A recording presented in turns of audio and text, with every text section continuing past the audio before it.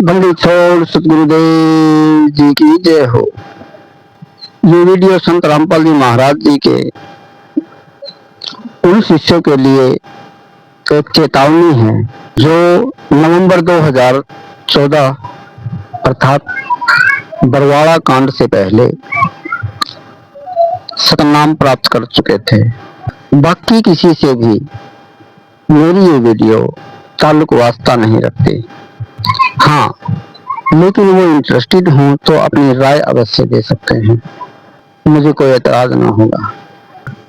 जो भी कहूँगा सच कहूँगा, सच के सिवा कुछ नहीं कहूँगा। जो भी कहूँगा डंके की चोट पर कहूँगा, जो भी कहूँगा स्पष्ट कहूँगा।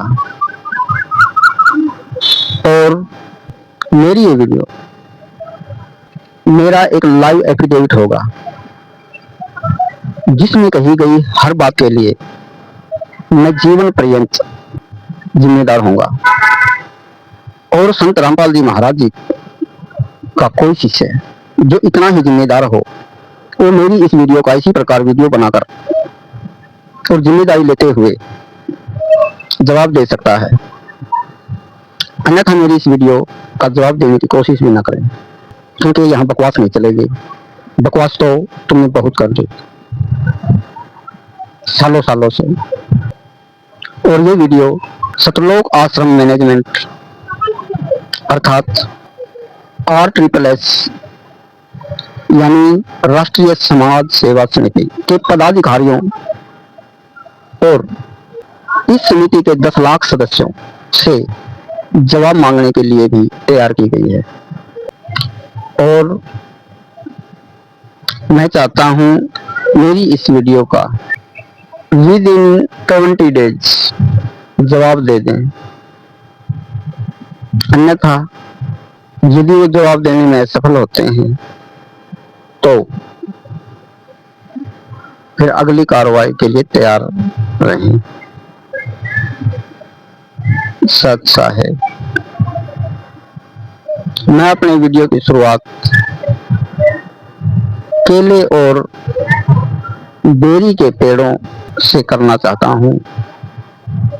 केले के वृक्ष के चारों ओर बेरी के पेड़ और कटीली झाड़ियां उगी हुई थी।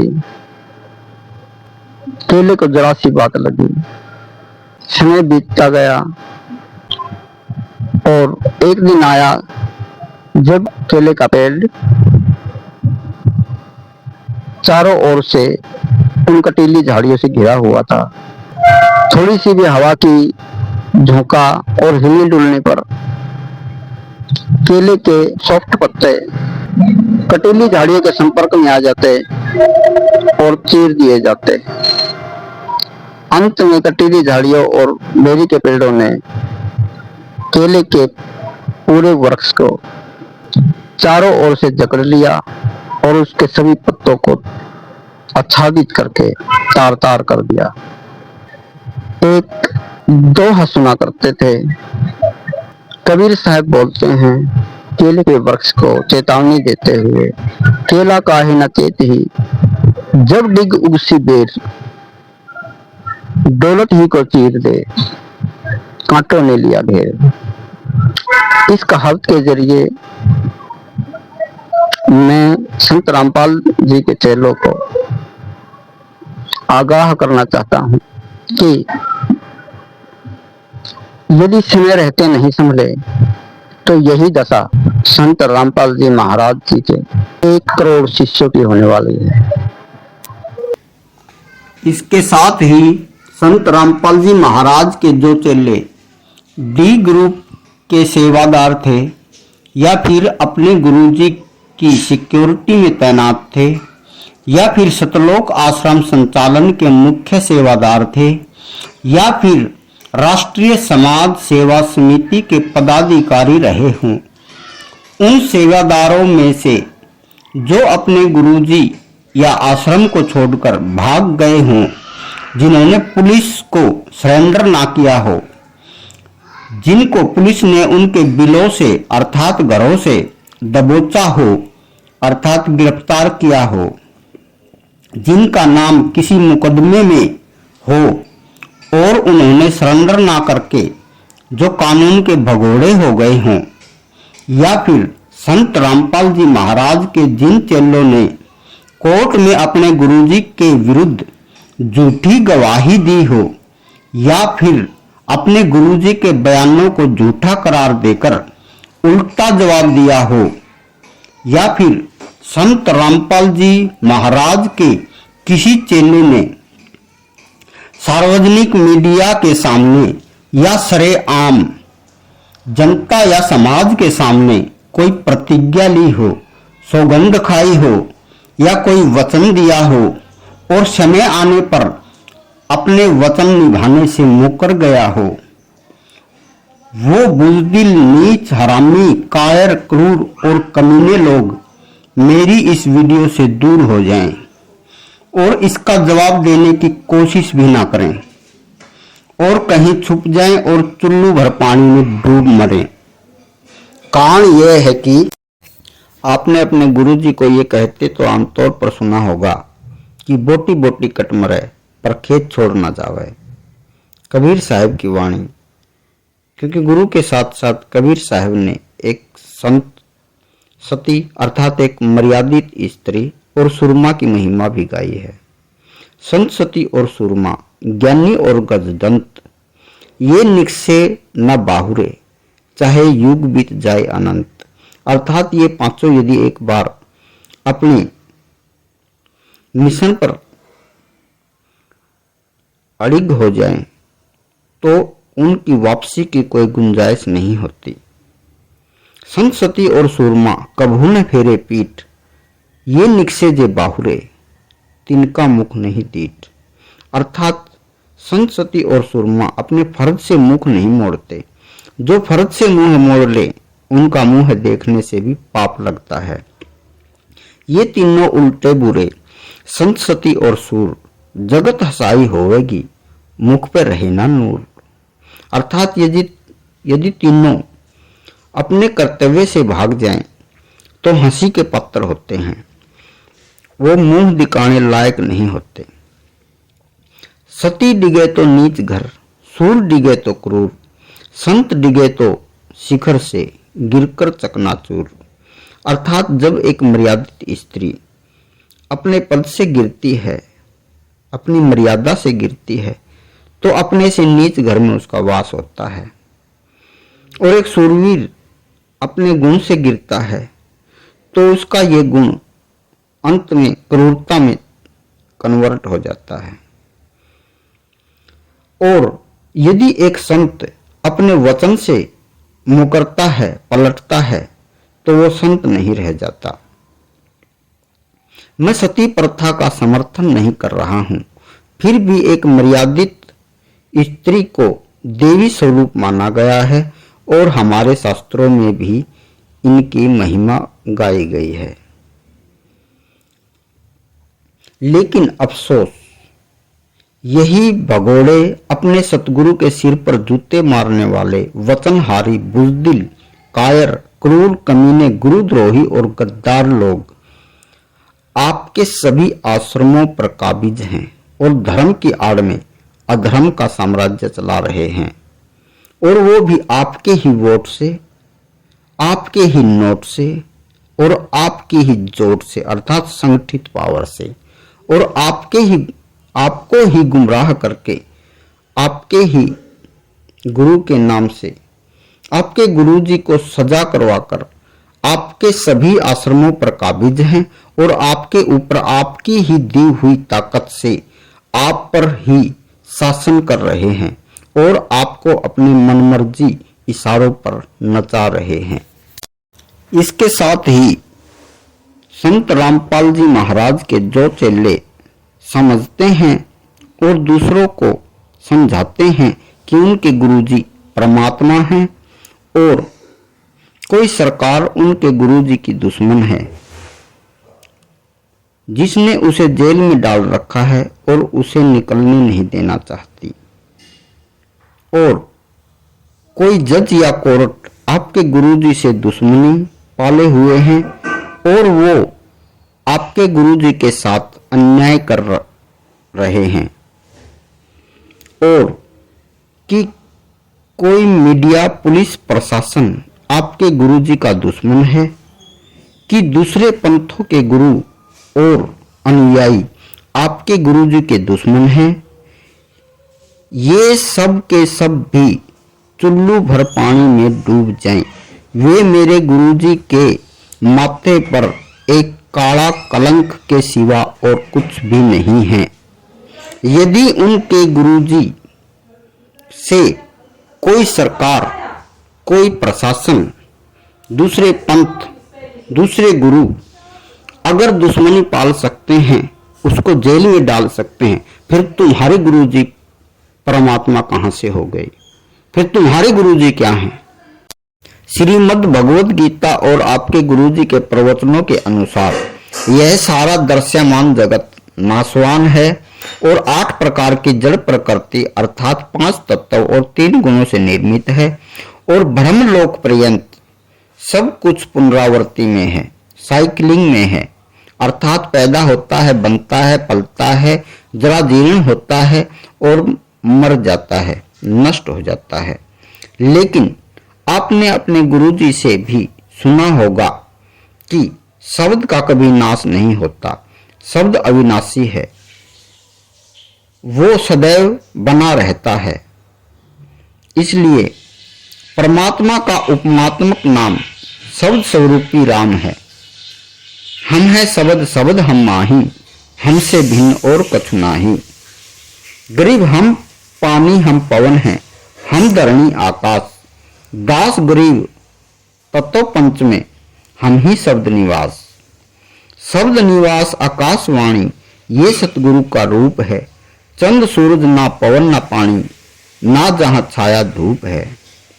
इसलिए यही कारण है कि पूरा इतिहास गवाह है कि आज तक ना तो कोई वरदान वापिस हुआ है और ना ही कोई श्राप, क्योंकि दोनों ही शब्द रूप में परमात्म शक्ति का दोनों में ही निवास है। अतः शब्द अर्थात वचन शक्ति ही यूनिवर्स की सबसे बड़ी सूक्ष्म और सुप्रीम पावर और विज्ञान है। इसलिए इतिहास गवाह है, कितने ही लोगों, भगवानों, ऋषि मुनियों और योद्धाओं ने अपने वचन, प्रतिज्ञा, सौगंध, श्राप और वरदानों पर सब कुछ निछावर कर दिया। उदाहरण के लिए भगवान रामचंद्र और राजा हरिश्चंद्र का बलिदान आदि आदि आदि। लेकिन आपके गुरुजी के साक्षात प्रमाणित वचन सार्वजनिक मीडिया के माध्यम से पूरी दुनिया तो क्या, पूरे यूनिवर्स में वचन अर्थात शब्द शक्ति के रूप में व्याप्त हैं, और प्रमाणित वचनों के माध्यम से धरोहर के रूप में सत्संग की डीवीडीज में रिकॉर्ड हैं, और माननीय कोर्ट में दिए गए बयानों के रूप में सर्टिफाइड हैं और कोर्ट फाइलों में रिकॉर्ड हैं।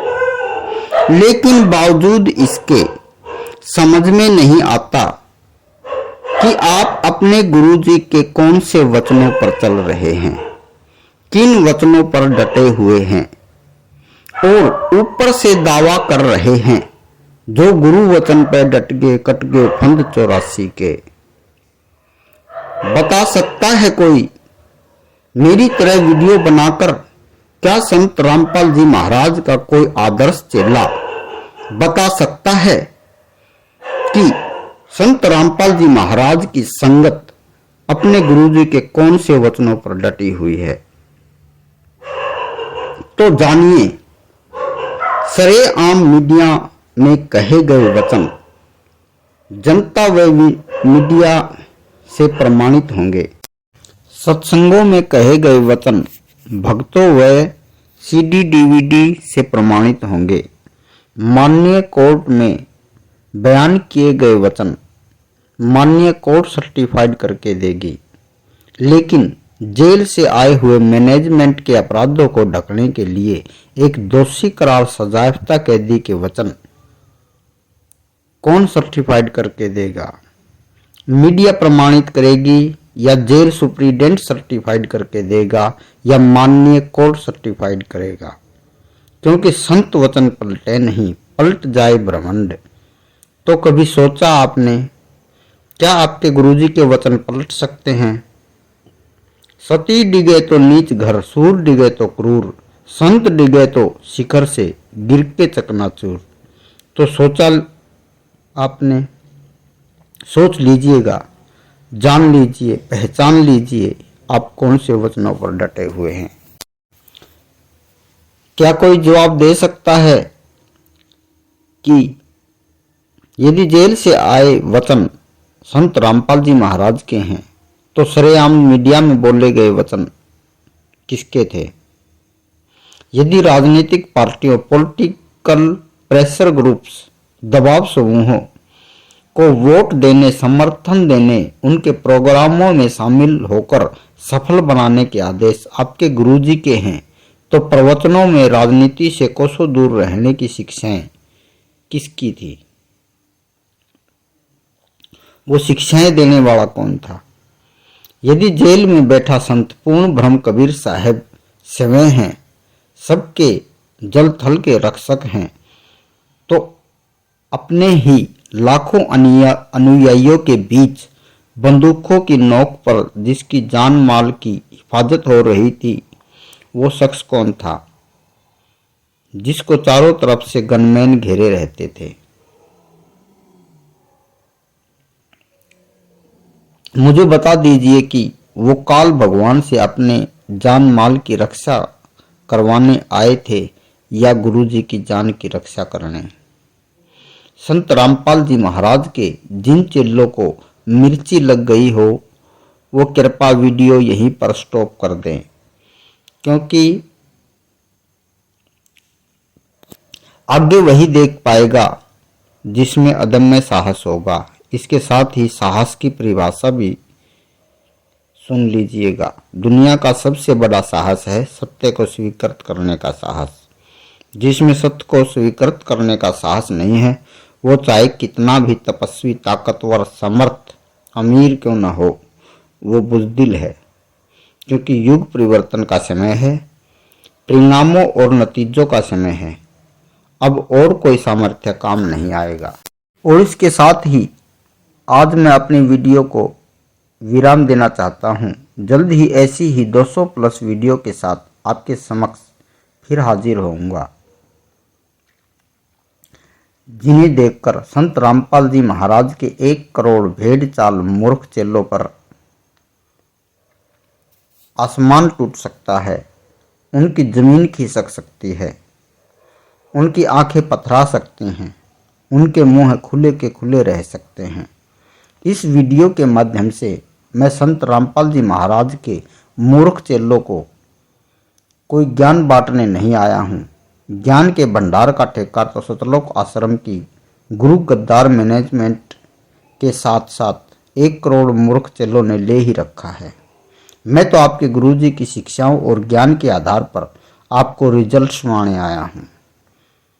अपनी अगली वीडियो में मैं आपको बताने वाला हूँ कि प्रसिद्धि से परहेज रखने वाले मेरे जैसे एकांत प्रिय व्यक्ति को आखिरकार इस प्रकार वीडियो बनाकर आपके सामने क्यों उपस्थित होना पड़ा। मैं मुफ्त की बात नहीं करता, बल्कि भुगतभोगी हूँ और आपके गुरुजी के देशद्रोह अर्थात राजद्रोह वाले मुकदमे में 142 में से 79 में से 31 और 31 में से भी 5 मेन अभियुक्तों में से एक हूँ। जैसे ही ये वीडियो आपके सामने आएगी, सतलोक आश्रम मैनेजमेंट आपको आपके ही गुरुजी का आदेश की आड़ में गुमराह करके वीडियो को देखने से मना करेंगे, नाम खंडित होने का भय दिखाएंगे, आश्रम से निकाल देने, गुरुद्रोही करार देने या किसी और भय, नुकसान या भ्रम में डालकर मेरी वीडियो देखने पर पाबंदी लगाएंगे, ताकि मैनेजमेंट के काले कारनामों पर पर्दा पड़ा रहे और उनका पर्दाफाश ना हो पाए। लेकिन ये वीडियो आपने नहीं सुनी तो देश दुनिया सुनेगी, भगत नहीं तो जगत सुनेगा, देखेगा। समाज सुनेगा और रिजल्ट ये होगा कि जिन बातों से हकीकत को, सच्चाई को मैनेजमेंट आपसे छुपाए रखना चाहती है, वो समाज, देश, दुनिया जान लेगी। जिन सच्चाइयों से आप आंख मूंद कर बचना चाहते हैं, वो दुनिया आपको दिखाएगी और जवाब मांगेगी। तब आप और आपकी बदचलन गुरु गद्दार मैनेजमेंट मुंह दिखाने के लायक भी नहीं बचेगी। तो आखिरकार सत्य से कब तक मुंह मोड़ोगे? रही बात आपकी मैनेजमेंट, वो सच बोलेगी तो भी पिटेगी, झूठ बोलेगी तो भी पिटेगी और चुप रहेगी तो भी पिटेगी, क्योंकि इनका पिटना तो हर हालत में ही तय है। इनको पिटने से दुनिया की कोई ताकत नहीं रोक सकती, सिवाय भगवान भी नहीं। क्योंकि राजा की चोरी करे और रहे रंग की ओट, कहे कबीर क्यों उबरे काल कठिन की चोट। गुनाह करके आखिर छुपिएगा कहाँ जनाब, ये जमी भी उसी की है और आसमान भी। सतलोक आश्रम मैनेजमेंट आपको ये कहकर गुमराह करने की कोशिश भी करेगी कि कृष्णकांत झूठे आरोपों में उलझाकर रुपए, पैसे, रिश्वत मांगना चाहता है, तो एडवांस में समाधान किए देता हूं, नहीं चाहिए आपका पैसा। मैं ये कहकर भी गुमराह करेंगे कि कृष्णकांत आश्रम की पद प्रतिष्ठा या कोई ओहदा पाना चाहता है, तो एडवांस में ये भी क्लियर किए देता हूं, नहीं चाहिए आपकी कोई पद प्रतिष्ठा या ओहदा। मेरा विरोध करने से पहले आरएसएस गैंग और मैनेजमेंट और संत रामपाल जी महाराज के गुमराह चेले सबसे पहले इस बात का निर्णय कर लें कि सार्वजनिक मीडिया के सामने कहे गए वचन, माननीय कोर्ट की गवाहियों में कहे गए वचन और अपने आश्रम के सिंहासन पर किए गए प्रवचनों में बोले गए वचन कह दें कि वो मेरे गुरुजी के नहीं हैं, या कह दें कि बोलने वाले मेरे गुरुजी नहीं हैं, या फिर दावा कर दें कि मेरे गुरुजी झूठ बोल रहे हैं।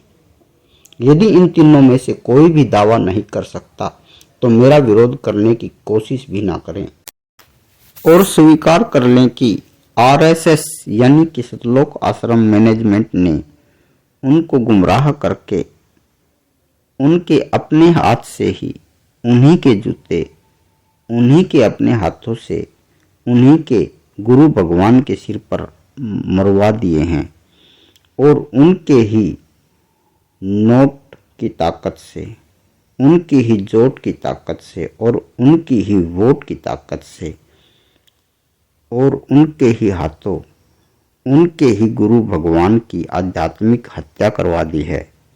इसलिए जो संत रामपाल जी महाराज का जो चेला अपने गुरुजी के सत्संग के वचन और शपथ लेकर माननीय कोर्ट के सामने दिए गए बयानों को झूठा करार नहीं दे सकता, उसे मेरे विरोध करने का कोई हक नहीं है।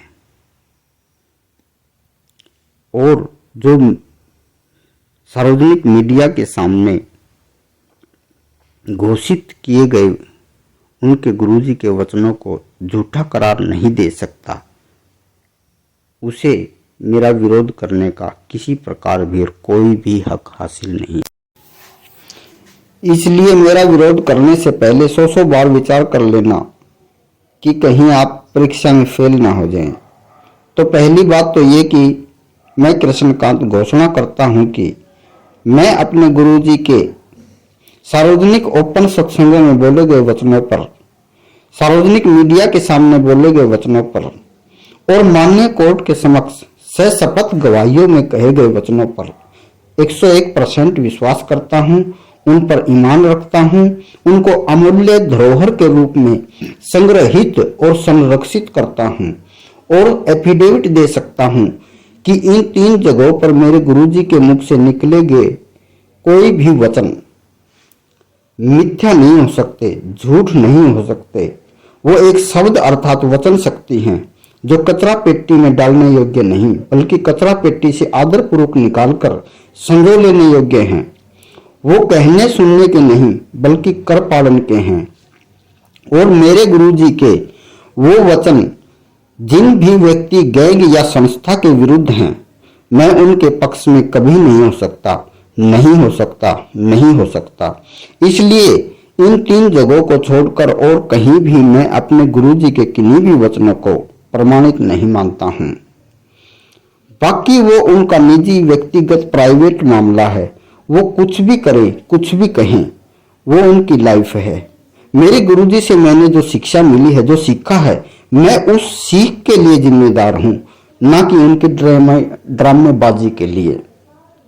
इसलिए जो कोई भी व्यक्ति, गैंग या संस्था किसी मिथ्या सिद्धांत, षड्यंत्र या कुतर्क से मुझे मेरे गुरुजी की शिक्षाओं, वचनों और बयानों से गुमराह, भ्रमित, भटकाने या किसी भी तरीके से मेरा ध्यान भटकाने की कोशिश करे, वो मेरे गुरुजी के दुश्मन हैं। तो वो मेरे भी दुश्मन हैं और मैं भी उनका दुश्मन नंबर 1 हूं।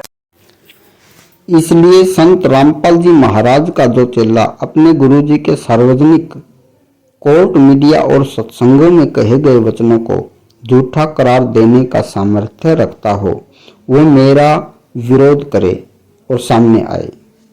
और यदि किसी में अपने गुरुजी के इन तीनों वचनों को झूठा, गलत और अप्रमाणित करार देने का जिगर ना हो, वो मेरे वीडियो का विरोध करने और जवाब देने का दुस्साहस भी ना करे। जे तू चाहे राम को तो पक्का से तीखेल, कच्ची सरसम पेल के तो खड़ होवे ना तेल। इसलिए तुम तीनों जहान से गए, क्योंकि यदि तुमने अपने गुरुजी के वचनों को झूठा कहा तो ये संगत तुम्हें नहीं छोड़ेगी। यदि तुमने अपने गुरुजी के वचनों को सच्चा कहा तो ये कानून तुम्हें नहीं छोड़ेगा। और यदि तुम चुप रहे, कोई भी जवाब नहीं दिया, तो ये जगत, दुनिया, जनता तुम्हें नहीं छोड़ेगी। यदि तुमने समय रहते माफी नहीं मांगी कि हाँ, हमने संगत को गुरुजी के आदेशों के नाम से गुमराह किया है, तो तुम्हारा पीटना तय है। गुनाह करके छुपिएगा कहाँ जनाब? ये जमीन भी उसी की है और आसमान भी।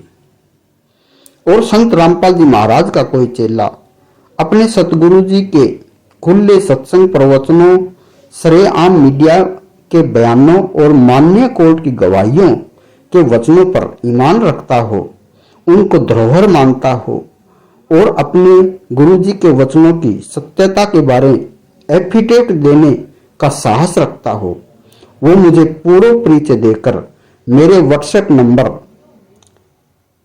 8901416593 पर संपर्क कर सकता है और हमसे जुड़कर युग परिवर्तन में सहयोगी व भागीदार हो सकता है। दूसरी बात यह है कि मेरे गुरुजी संत रामपाल जी महाराज हमारे गुरु बाद में हैं। पहले अपने देश के संविधान और कानूनों का आदर, सम्मान व पालन करने वाले एक सीनियर सिटीजन हैं। वो जानबूझकर कोई कानून नहीं तोड़ सकते। इसलिए संत बनने के बाद यदि संत रामपाल जी महाराज का कोई चेला साबित कर दे कि उसने अपने संविधान और कानून के विरुद्ध अपने होश हवास में कोई कार्य किया है, तो उसके साथ साथ मैं कृष्णकांत अपने गुरुजी की उस सजा का भी भागीदार हूं। लेकिन और यदि फिर भी कोई अपने निजी स्वार्थ, बदनीयत या गरजवश मेरे गुरुजी के नाम से, उसके आदेशों की आड़ में, उसकी कोर्ट गवाही के विरुद्ध संविधान और कानूनों से खेलता, फ्रॉड करता या कानूनों को तोड़ता या संगत को भ्रमित करता साबित हुआ या इस धोखे में शामिल पाया गया, तो माना जाएगा कि वो मेरे गुरुजी का दुश्मन और गद्दार है। तो मैं ऐसे ऐसे गद्दारों का दुश्मन नंबर 1 हूं और वो मेरे दुश्मन हैं।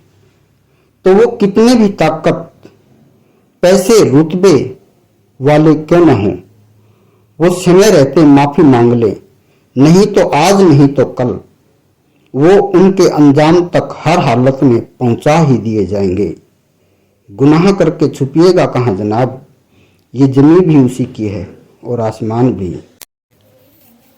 तीसरी बात यह है कि जो लोग आपका अरबों खरबों रुपया, वोट, सपोर्ट, समय और मेहनत आदि आदि सबका भरपूर दोहन करके भी, भरपूर इस्तेमाल करके भी आज तक आपके गुरुजी की जमानत भी नहीं करा सके, जमानत तो छोड़िए एक दिन परोल तक नहीं दिला पाए, परोल भी छोड़िए अपने माँ बाप की अंत्येष्टि के लिए, दाह संस्कार के लिए 1 घंटे के लिए भी कड़ी कस्टडी के साथ भी मोहलत तक नहीं दिला पाए, और वो भी हाई कोर्ट की इजाजत के बावजूद। तो क्या फिर भी आपको ये भ्रम है कि वो आपके गुरुजी को जेल से बाइज्जत बरी निकाल देंगे? हकीकत तो ये है कि ये गद्दार आपके गुरुजी को बाइज्जत बरी तो क्या, जमानत तो क्या, परोल तो क्या, कस्टडी में मोहलत तो क्या, बाहर की हवा तक नहीं लगने देना चाहते। यदि सच्चाई को हजम कर सको तो ध्यान से सुनो।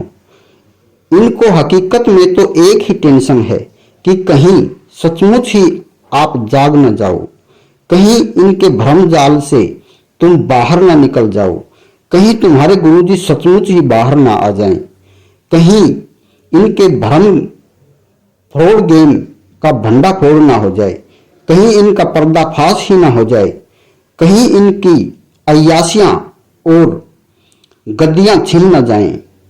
इसलिए किसी भी कीमत पर ये आपके गुरुजी को नहीं छुड़ाएंगे।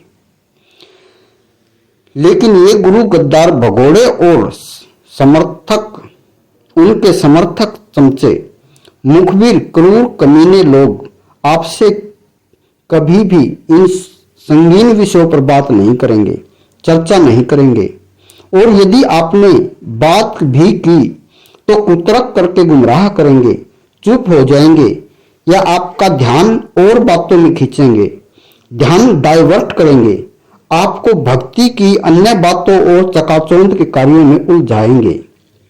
मैं हमेशा प्रसिद्धि से दूर रहा हूं, एक फोटो खिंचवाने में भी हिचकता रहा हूं, लेकिन मैं आपको अपनी अगली वीडियो में बताऊंगा कि ऐसा क्या हुआ कि मुझे मजबूरन सामने आना पड़ा। तो हकीकत यह है कि अप्रैल 2022 से ही अपने चमचों, मुखबिरों के माध्यम से आपके गुरुजी की संगत को गुमराह करके इन्होंने षड्यंत्र रचकर मेरे से एक इतना बड़ा झगड़ा मोल ले रखा है कि इनके पाप का घड़ा भर गया है और फूटने को है। तो अप्रैल 2022 में 70 पेज के एक पीडीएफ के माध्यम से इनको एक नोटिस पत्र,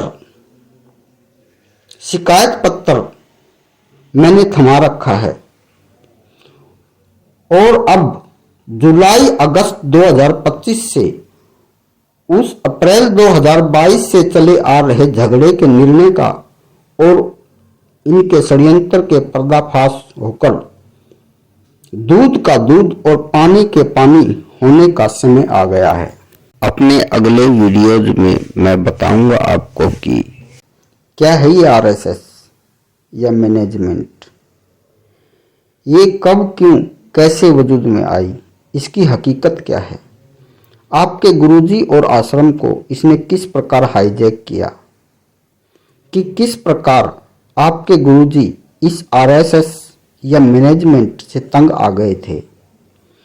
मैं बताऊंगा आपको कि सालों महीनों धरनों पर बैठकर भी आपकी सीबीआई जांच क्यों ना हुई। मैं बताऊंगा आपको कि हकीकत में जेल में क्या क्या घटनाएं घटी थी। मैं बताऊंगा कि बेशकीमती सारनाम और सार शब्द आपको मुफ्त प्रसाद की तरह क्यों बांटा जा रहे हैं। आखिर क्या है ये सारनाम और सार शब्द, इसकी हकीकत क्या है। मैं बताऊंगा आपको कि आपके गुरुजी की कोर्ट गवाही, सजा के कारण और मीडिया व कोर्ट बयानों पर चर्चा न करके पहले से ही प्रचुर मात्रा में प्रवचनों का ऑलरेडी जखीरा होने के बावजूद दुख की इस घड़ी में आपको जेल कस्टडी से आए दिन मीठे मीठे सत्संग सुनाकर क्यों बहकाए रखना चाहते हैं? आखिर किस हकीकत पर पर्दा डालना चाहते हैं ये? मैं बताऊंगा कि जो आपके गुरुजी को बाहर की हवा तक नहीं लगने देना चाहते, वहां से आपको उलझाए रखने के लिए आए दिन इतने बड़े बड़े सत्संग और ग्रंथ लिख लिख कर क्यों आ रहे हैं? आखिर इनका प्रयोजन क्या है? मैं बताऊंगा आपको कि जिनके गुरुजी को रिहाई, जमानत, पैरोल, यहां तक कि माँ बाप की अंत्येष्टि के अधिकार से भी वंचित किया गया हो, उस मैनेजमेंट और संत रामपाल जी महाराज की गुमराह संगत पर ऐसे दुख की घड़ी में जब उनके गुरुजी ही सजायाफ्ता कैदी के तौर पर जेल में सड़ रहे हैं, ऐसी कौन सी खुशियां आन पड़ी हैं जो उनसे संभल ही नहीं पा रही हैं, जिन्हें आए दिन बड़े बड़े धर्म भंडारे करके बांटना जरूरी हो गया हो। तो आखिर इन धर्म भंडारों की हकीकत क्या है?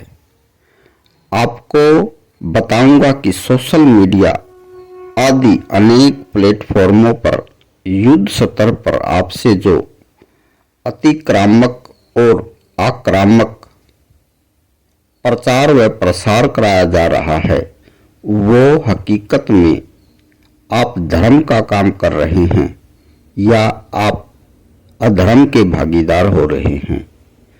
आपको बताया जाएगा कि किस प्रकार आपके आश्रमों में सेवक ही स्वामी बनकर बैठ गए हैं।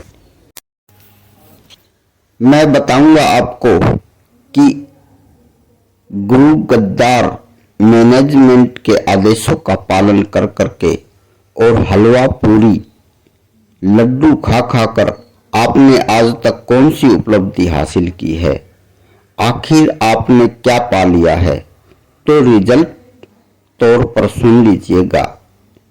आपकी आज तक की एक ही उपलब्धि है और वो है आपके गुरुजी की आखिरी सांस तक जेल में ही मौत हो जाने तक उम्र कैद। इससे सिवा आपने आज तक कुछ भी हासिल नहीं किया है। जब आपके सामने हकीकतें रखी जाएंगी तो आप रोया करोगे और सबते ही समझ जाओगे कि ना तो सरकार आपकी दुश्मन है, ना पुलिस आपकी दुश्मन है, ना प्रशासन आपका दुश्मन है, ना मीडिया आपकी दुश्मन है, ना दूसरे पंथ आपके दुश्मन हैं, ना दूसरे अनुयायी आपके दुश्मन हैं, ना दूसरे गुरु आपके दुश्मन हैं, ना जज आपके दुश्मन है, ना कोर्ट आपकी दुश्मन है।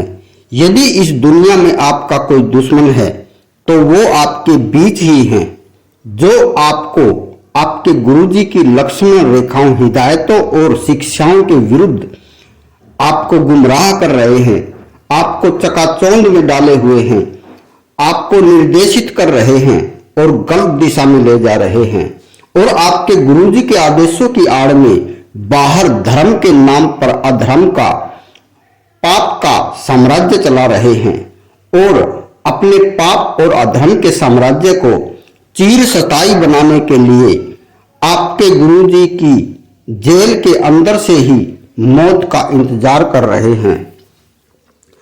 और यदि आज भी आपकी नींद नहीं टूटी तो चिंता मत करना, आपके गुरुजी को पगड़ी पहनाकर सभी आदर सम्मान और मेडलों से नवाजकर यहां से रुखसत किया जाएगा। आपके गुरुजी को बड़े आदर सम्मान के साथ वापस बैरंग रुखसत करने की तैयारियां बड़ी जोरों शोरों से चल रही हैं और इन्होंने आपके माइंड को वॉश करके आपके दिमाग में पहले ही डाल दिया गया है और आपको पहले ही समझाया जा चुका है कि आपके गुरुजी यहाँ रहें, वहाँ रहें, आए ना आए या अंदर की अंदर चले जाएं, वो उनकी रजा है। मतलब साफ है कि आपको आपके गुरुजी की मौत के लिए पहले ही मानसिक रूप से तैयार किया जा चुका है और आप इनकी चिकनी चुपड़ी मीठी मीठी बातों में आकर मान भी चुके हो और अपने सयानेपन में जान भी चुके हो, लेकिन पहचान नहीं चुके हो कि यदि तुम्हारे गुरुजी इस प्रकार दोषी, कलंकित और दागदार होकर यहां से चले गए तो तुम्हारा विनाश हो जाएगा। तुम हार जाओगे, शैतान जीत जाएगा। तुम वो मनहूस होंगे जो सब कुछ होते हुए भी जीती बाजी हार गए। जैसे हाथ झाड़ कर चला जुआरी, कहे कबीर अंत की बारी। जैसे हाथ झाड़ कर चला जुआरी। लेकिन ये भूल गए हैं कि ये खुदा के सीसीटीवी की निगरानी में हैं। ये अनजान है कि कोई अंदर है तो कोई बाहर भी है। ये नहीं जानते कि कोई आंख इन पर लगातार फोकस बनाए हुए है, दृष्टि गड़ाए हुए है, इनको एक तक घूर रही है। उसने इनको इनके पाप कर्म करने में स्वतंत्र छोड़ा हुआ है कि कर लो क्या करना चाहते हो, फिर मेरा खेल देखना। वो आक्रोश में है, उसका क्रोध कभी भी फूट सकता है। वो बसाना जानता है तो तबाही भी जानता है। वो सर्जन जानता है तो संहार भी जानता है। वो देने में माहिर है तो छीनने में भी उसका कोई मुकाबला नहीं। तो परीक्षा समय ओवर होने से पहले सावधान हो जाइएगा। युगों युगों से विधान के ज्ञान को समझाता हुआ जब वो फाइनल खेल खेलने आता है ना, तो वो अकेला नहीं आता। वो अपने कार्य के लिए किसी को साथ लेके आता है, और जो साथ आता है वो भी अकेला नहीं होता, उसकी भी अपनी एक पूरी टीम होती है। क्योंकि विधान का ज्ञान देने वाला तो केवल ज्ञान ही सिखाता है, समझाता है, लक्ष्मण रेखाएं बताता है, हिदायतें देता है, निर्देश देता है, डायरेक्शन देता है, लेकिन वो आदेश नहीं देता, केवल निर्देश देता है।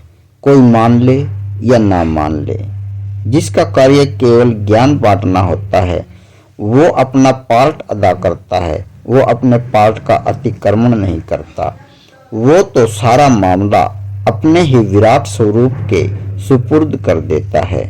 आपने अपने गुरुजी को कहते तो सुना होगा कि मैं तो उस परमात्मा के मेज पर रख देता हूँ एप्लीकेशन को।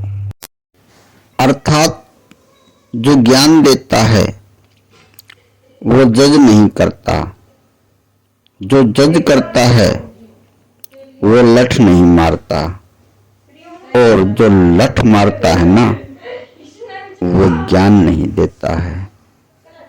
इसलिए धोखे में मत रहिएगा। दूसरे तरीके से समझ लीजिएगा, विधान किसी और का होता है, प्रस्तुत कोई और करता है, व्याख्या कोई और करता है और लागू कोई और करता है। और बड़े आश्चर्य की बात कि ये चारों अलग अलग होते हुए भी एक ही होते हैं। जो इस बात को परख लेगा, समझ जाएगा, वो मेरे गुरुजी के कायदे, कानून, ज्ञान, नियम और लक्ष्मण रेखाओं का मजाक नहीं बनाएगा।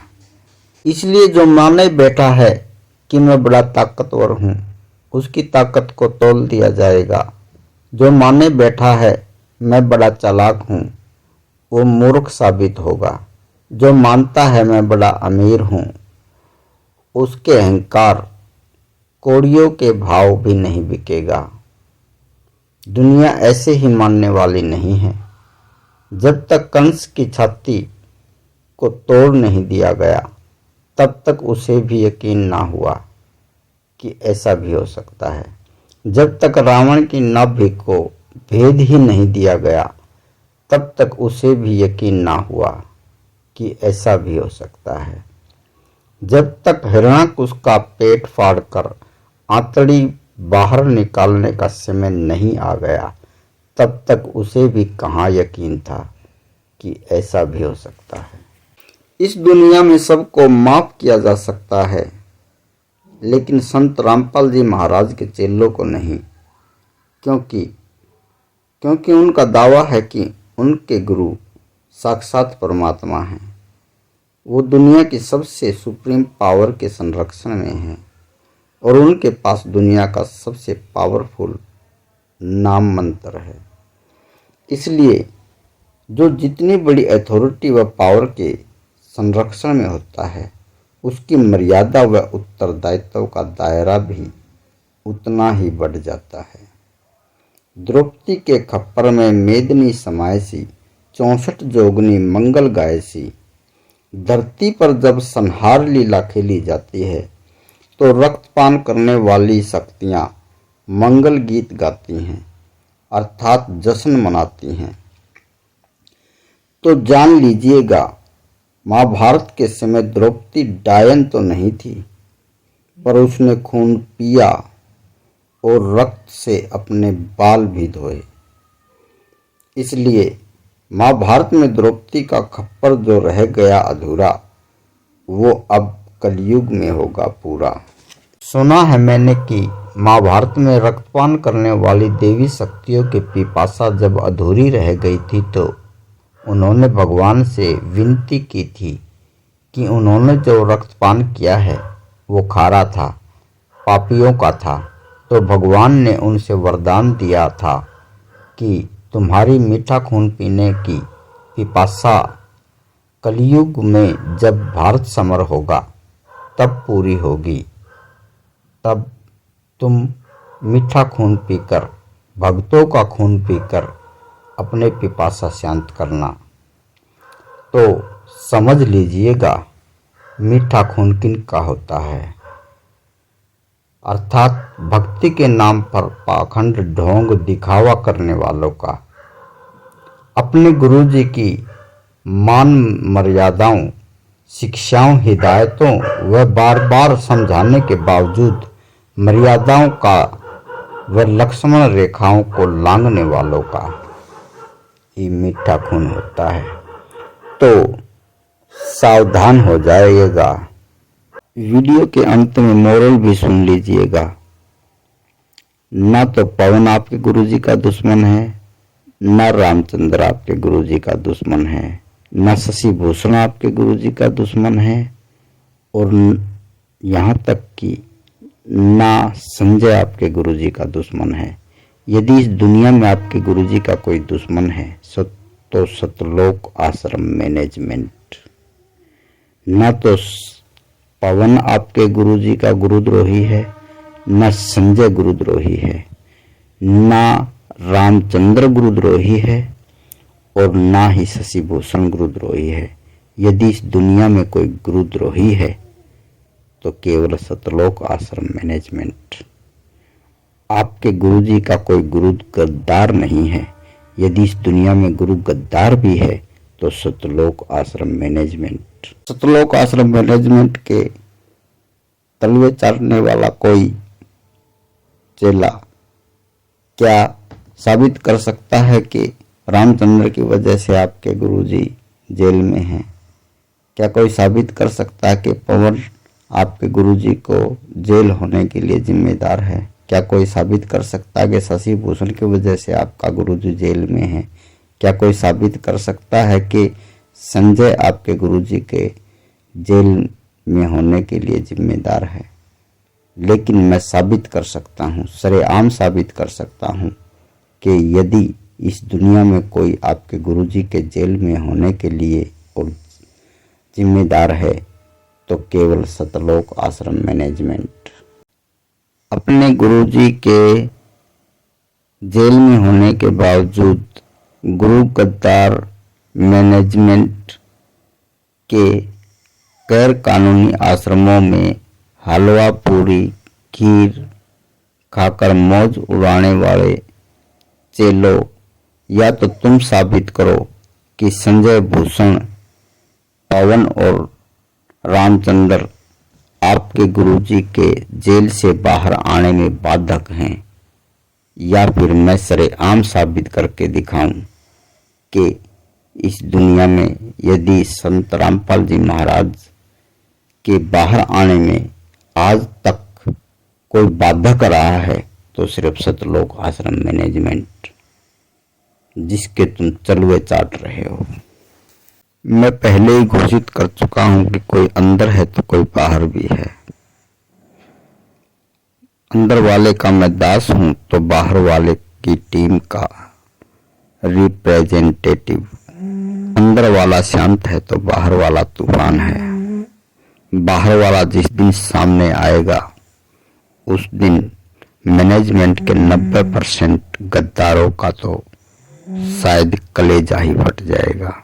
संगत वाले जागते नजर आएंगे तो मैनेजमेंट वाले भागते नजर आएंगे।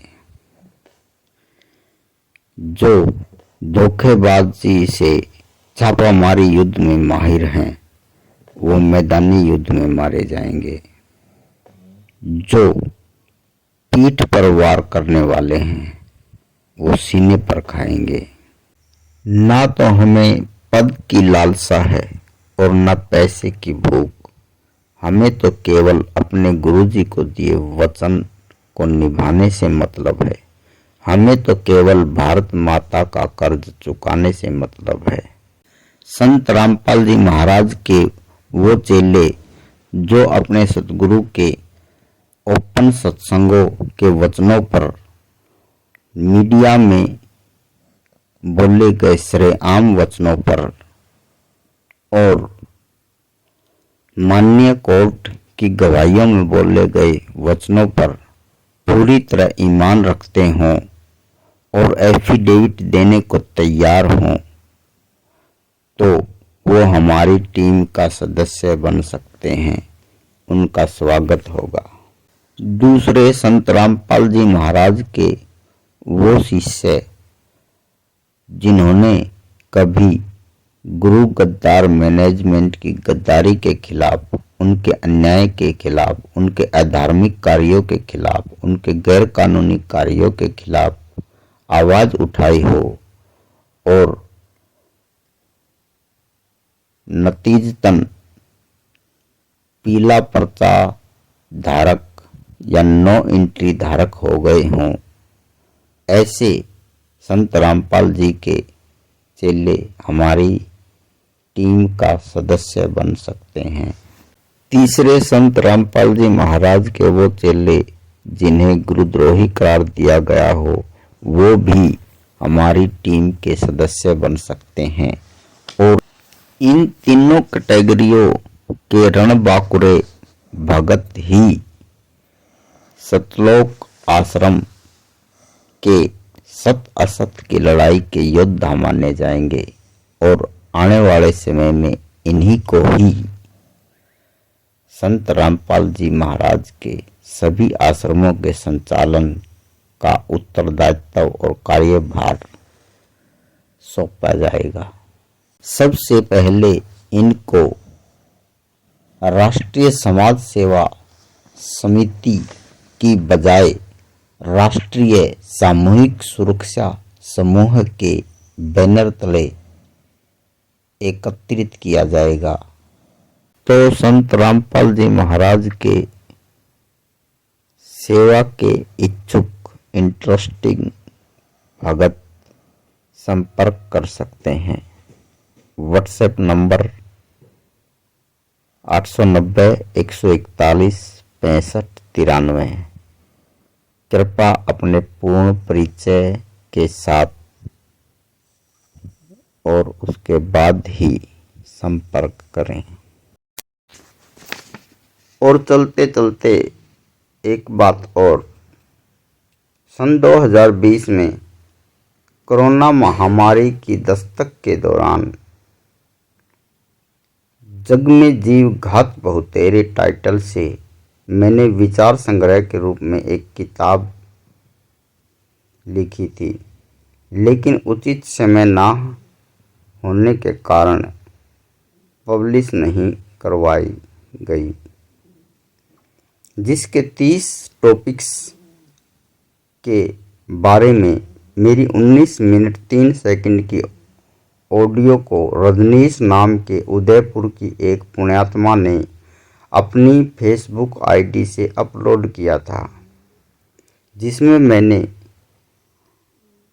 विचार साझा करने की चेष्टा की थी कि किस प्रकार विश्व के सभी धर्म संप्रदाय जीव कल्याण का मार्ग होते हुए भी जीवन घाती बन गए हैं, अर्थात जीव घात में कन्वर्ट हो गए हैं।